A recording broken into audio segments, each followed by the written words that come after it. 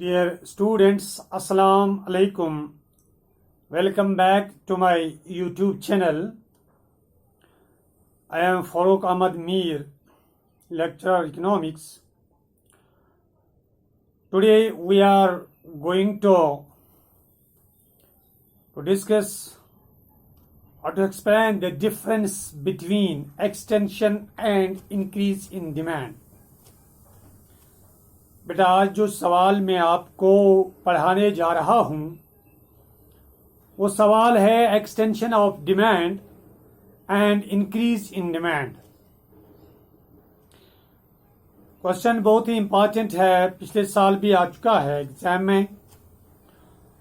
और जब हम इस तरह तो अगर हम देखते हैं कि एक्सटेंशन ऑफ डिमांड और इंक्रीज इन डिमांड क्या है, तो हमें ये पढ़ने में और इन दोनों लफ्ज़ों के समझने में मुशाबियत नज़र आती है, जबकि वो नहीं है। क्योंकि एक्सटेंशन ऑफ डिमांड जो है it means fall in price and increase in demand. यानी एक्सटेंशन ऑफ डिमांड जो है, डिमांड तब बढ़ती है कमोडिटीज के तई जब प्राइस में कमी होती है, चीज़ों के कीमतों में कमी होती है। और here responsible factor is only price. यानी इस एक्सटेंशन ऑफ डिमांड में जो रेस्पॉन्सिबल फैक्टर है वो है ओनली प्राइस। यानी in extension demand responsible factor is only price. तो बेटा अब जब क्या हम बात करते हैं, पहले मैं इन दोनों के बारे में आपको थोड़ी जानकारी देता हूं। अब जब हम इंक्रीज इन डिमांड की बात करते हैं, it is only role of increase in demand. यानी here under discussion is only the role of increase in demand, जबकि प्राइस के बारे में कुछ नहीं है कि प्राइस अगर सेम ही है, जैसा कि मैं आपको अभी डायग्राम के जरिए भी समझाऊंगा कि जैसी सिचुएशन में प्राइस कांस्टेंट रहता है, सिर्फ डिमांड बढ़ती है। वो डिमांड क्यों बढ़ती है? वो इनकम के बढ़ने से बढ़ती है, सब्स्टिट्यूट गुड्स के से बढ़ती है।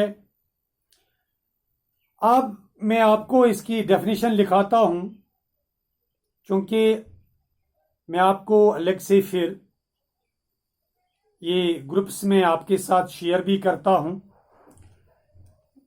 हम लिखेंगे पहले एक्सटेंशन ऑफ डिमांड में कि this caused only by change in own price of the commodity. This causes only by, ये आपको एक्सटेंशन डिमांड में लिखना है, change in own price of the commodity. Own price of the commodity, यह extension demand इस तरह से,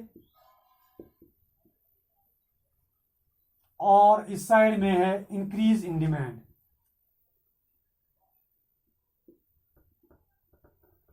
और जब हम इंक्रीज इन डिमांड की बात करते हैं, this is caused by change in determinants other than own price of the commodity.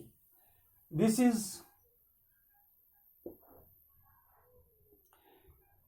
is caused by the change in other determinants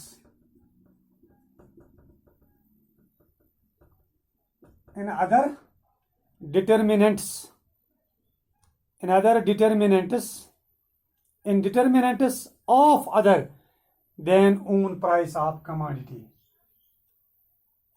then other than own price of commodity.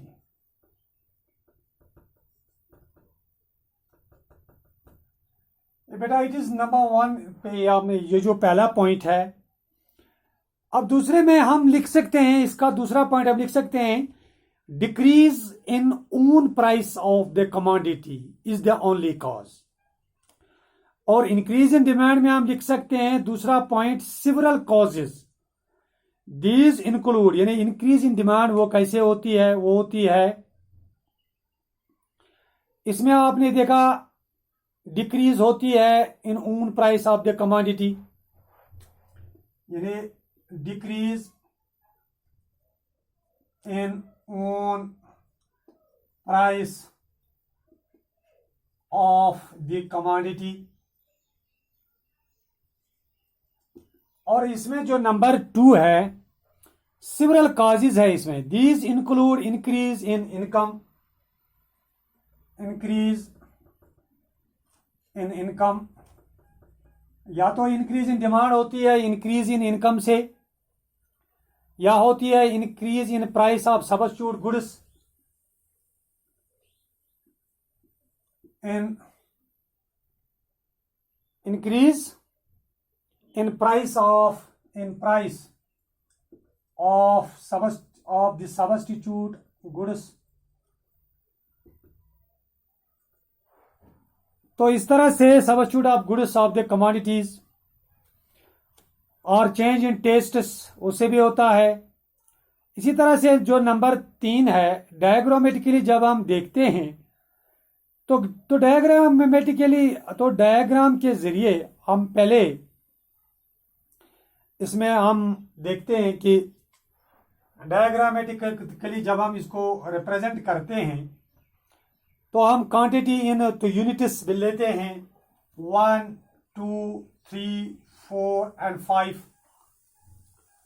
और हम इसमें जो price लेते हैं 1 2 3 4 एंड 5, वाई एक्सिस पे हम लेते हैं प्राइस, ये लेते हैं हम quantity in units on x axis पर।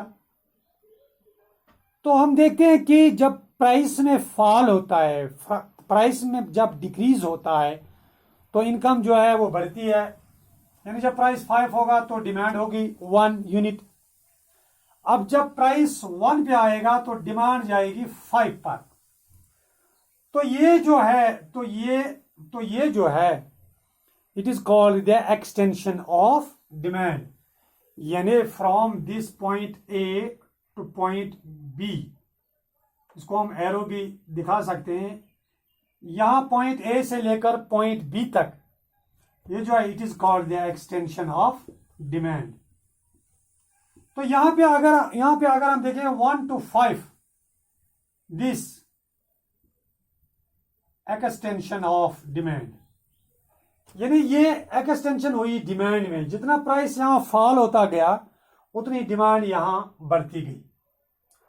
तो ये थी बेटा इसकी ग्राफिकल रिप्रेजेंटेशन। अब जब हम इसकी ग्राफिकल रिप्रेजेंटेशन की बात करते हैं इंक्रीज इन डिमांड में, तो वहां पे हम इसी तरह पे हम शो करते हैं, क्वांटिटी इन यूनिट्स लिखते हैं हम, क्वांटिटी इन यूनिट्स। तो इसमें हम लिखेंगे 10 20 30, ठीक। तो यहां पे हम लिखेंगे 10, ठीक है। तो ये जो प्राइस है इसमें प्राइस की कोई बात नहीं है, प्राइस जो है कांस्टेंट रहता है, और प्राइस कांस्टेंट है लेकिन डिमांड में इजाफा होता है। अगर पहले डिमांड है 20 पर, ये जाती है 30 पर। पहली जो डिमांड करूँ है ये है D1 और ये शिफ्ट होती है D2 पर। और यहाँ जो पॉइंट A है और ये पॉइंट B है, यहाँ पर जो ये शिफ्ट हुआ from A to B, this is called increase in demand, this is called increase in demand. I hope you understand. तो इसके अलावा आप और भी पॉइंट्स इसमें लिख सकते हैं कि एक्सटेंशन ऑफ डिमांड जो है refers in increase in quantity demanded of a commodity or due to a fall in its own price. या आप increase in demand में ऐसे भी लिख सकते हैं, refers to increase in quantity demanded of a commodity as its existing price. अब चूंकि डायग्रामेटिकली भी आपने देखा कि इसमें क्या होता है कि शिफ्ट होता है, it means a movement down to that demand करो, like from A to B. Extension of demand में ये जो डिमांड करो है ये डाउन वर्ड्स की तरफ जाती है from A to B, called extension of demand. और इसमें शिफ्ट होती है, इस means forward shift in demand करो, ये फॉरवर्ड आगे जाती है, यानी डिमांड बढ़ती है इसमें. तो आई होप बेटा क्या आप इसको अच्छे से समझ गए होंगे. और आपसे यही रिक्वेस्ट है कि मेरी जो यूट्यूब चैनल है मीर फारूक शादाई, उसको आप सब्सक्राइब करें, क्योंकि मेरे आने वाली जो वीडियोस हैं उनको आप अच्छे से देख पाए. Thank you very much.